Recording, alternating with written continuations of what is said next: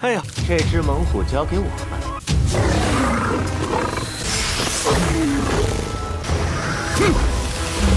寒冰刀斩！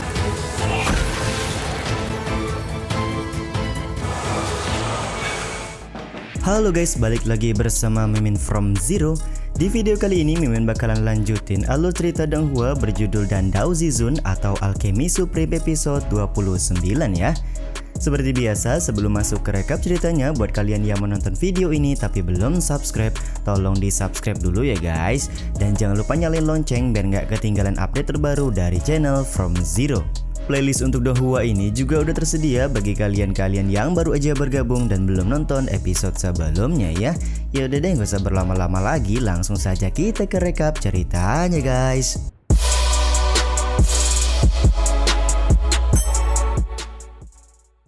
Membahas sedikit episode kemarin di mana Subetian pergi bersama dengan Xia Fuxin untuk mencari buah Sain Yuan. Sebelum melanjutkan perjalanan, mereka berdua memilih menginap terlebih dahulu serta mencari beberapa informasi. Episode 29 diawali dengan Xia Fuxin yang cukup kaget karena adanya dua bom asap yang masuk ke dalam kamar yang dia tempati. Dengan cepat Xia Fuxin langsung keluar kamar untuk mencari tahu siapakah orang yang sudah melemparkan dua bom tersebut ke dalam kamarnya. Ternyata bom asap tersebut dilemparkan oleh 4 orang praktisi yang sudah menginap di penginapan yang sama. Mereka berempat punya otak mesum karena tertarik dengan kecantikan dari Xia Fuxin, dan pada malam ini mereka berempat rencananya ingin melakukan hal yang tidak-tidak kepada Xia Fuxin. Waduh, nggak tahu aja nih ya kalau Xia Fuxin ini jenius nomor 1 Akademi Lanhuo. Karena kondisinya sudah seperti ini, Xia Fuxin tanpa ragu mengeluarkan pedang dan menggunakan elemen guntur yang dia miliki untuk menyerang 4 orang praktisi tersebut. Sungguh kagetnya 4 orang praktisi ini karena mereka tidak menyangka Xia Fuxin ternyata sangatlah kuat dan nasib malang harus diterima oleh mereka karena tidak bisa melarikan diri dari serangan pedang guntur milik Xia Fuxin.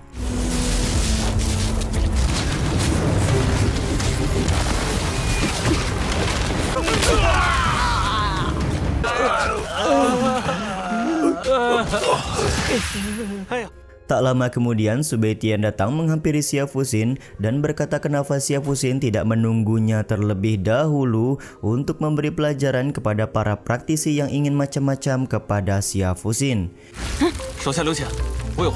Bang MC juga meminta Xia Fuxin untuk memberikan ampunan karena dia ingin menanyakan beberapa informasi kepada mereka. Si praktisi pun ternyata berkenan menjawab semua pertanyaan yang ditanyakan asalkan Subetian dan Xia Fuxin memaafkan kelakuan mereka sebelumnya. Yap, benar sekali, Bang MC langsung bertanya tentang keberadaan dari buah Sain Yuan kepada si praktisi. Si praktisi pun menjawab kalau buah Sain Yuan berada di puncak pegunungan iblis serta dia juga mempunyai peta yang bisa digunakan oleh Subetian untuk mencapai puncak gunung iblis tersebut.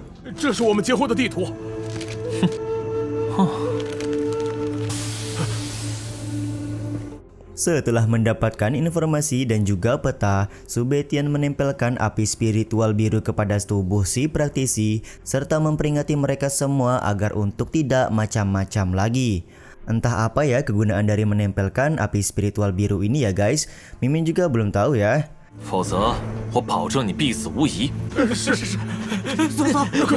Setelah 4 orang praktisi ini pergi, Subetian kembali mengajak Xia Fuxin untuk beristirahat karena mereka akan melanjutkan perjalanan ke pegunungan iblis besok pagi.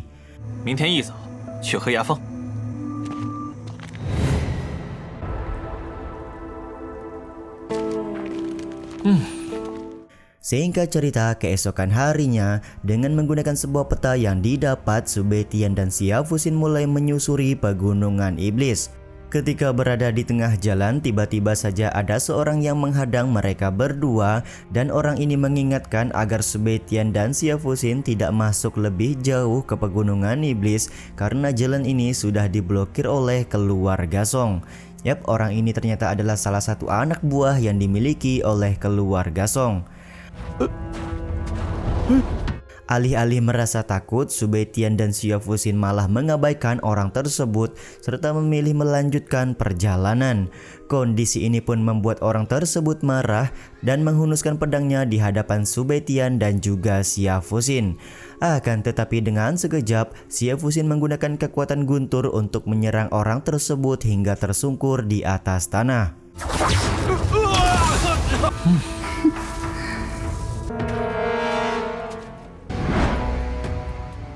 Acungan jempol langsung diperlihatkan oleh Bang MC Subetian karena tindakan cepat yang dilakukan oleh Siafusin. Tak lama kemudian datang 3 orang yang berasal dari keluarga Song ke hadapan mereka berdua. Tentu saja mereka sangat marah karena Subetian dan Siafusin melukai salah satu anggotanya. Dengan tenang, Subetian menjawab kalau pegunungan iblis tidak mempunyai pemilik, jadi keluarga Song tidak mempunyai alasan sampai harus memblokir jalan seperti ini. Ucapan ini tentu saja membuat Pak Tua Malau dari keluarga Song marah dan hendak melakukan serangan kepada Subetian dan Siafusin. Akan tetapi salah seorang tuan muda kedua dari keluarga Song menghentikan Malau karena dia cukup tertarik dengan Siafusin yang kelihatan cukup menawan. Tuan muda kedua juga meminta maaf serta menyebutkan tujuan dari Subetian pasti ingin mencari buah Sain Yuan di pegunungan iblis ini.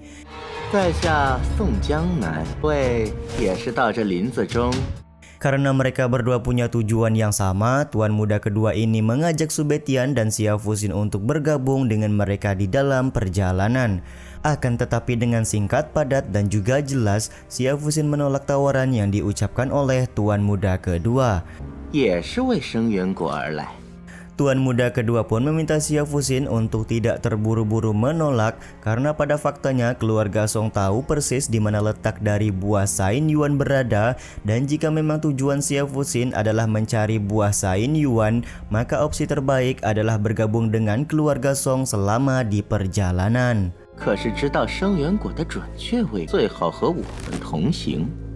Seorang wanita yang merupakan adik tuan muda kedua dari keluarga Song juga berkata kalau pegunungan iblis penuh dengan bahaya, jadi akan lebih baik jika mereka bergabung saja.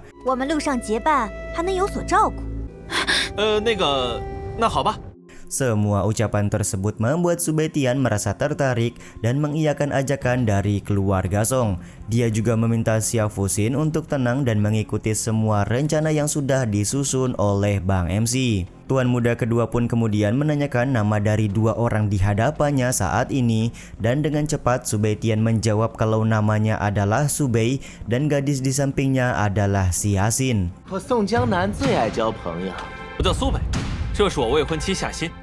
Tentu saja hanya nama samaran saja yang diberikan oleh Bang MC demi keamanan dari mereka berdua kelak. Tuan muda kedua kembali bertanya apakah Subetian dan Siafusin adalah pasangan atau bukan. Dengan gercep Bang MC memegang tangan dari Siafusin dan membenarkan kalau mereka berdua adalah sepasang kekasih. Di saat yang sama, Siafusin meminta tuan muda kedua untuk tidak membuang waktu lagi dan segera melanjutkan perjalanan mencari buah Sain Yuan.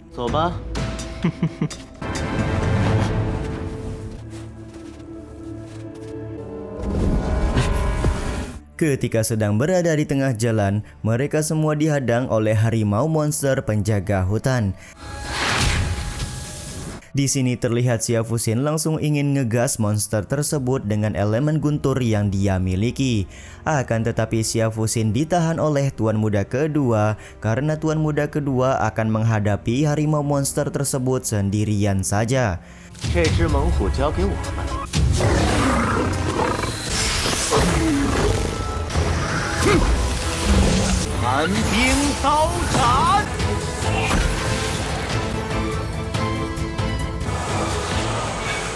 Dengan kemampuannya, tuan muda kedua tanpa kesulitan bisa mengalahkan harimau monster tersebut. Dia juga mendapatkan inti monster yang sangat berguna untuk perkembangan kultivasi seseorang jika disempurnakan.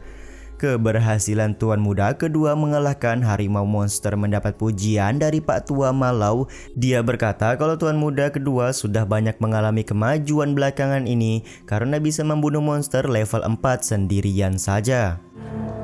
不错不错，自阶魔兽都能独自斩杀了。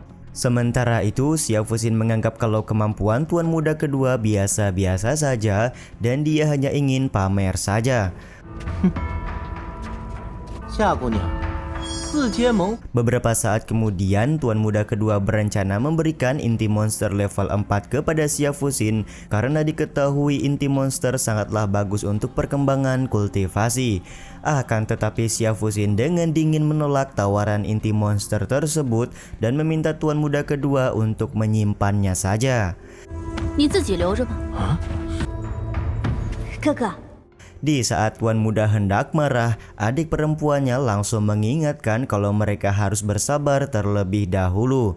Ternyata adik perempuannya ini punya rencana jahat di mana dia berencana menghisap aura dari Xiao Fuxin dan juga Su Beitian jika mereka berdua dalam keadaan lengah nanti. 不如我们找个没人的地方。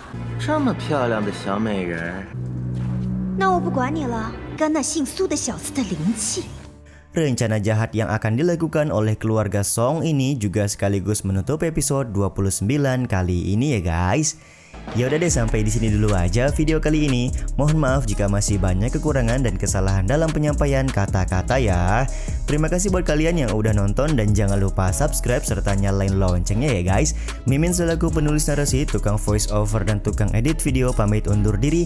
Salam hangat, see you in the next video. Bye bye guys, see you next week. Selamat berpuasa ya.